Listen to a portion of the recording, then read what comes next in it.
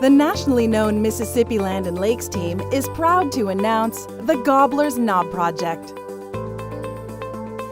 Located on the beautiful 700-acre Kemper Lake near DeKalb, Mississippi, this 54-acre lakefront recreational tract offers 5 beautiful lodge sites overlooking the lake.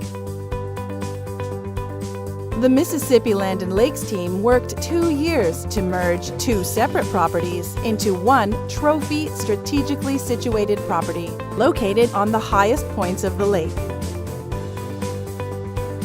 This project required a careful timber select cut, followed up by a thoughtful road building effort and proper lodge site selection. Permanent access and utility easements were obtained, and the necessary power line easements and construction was completed.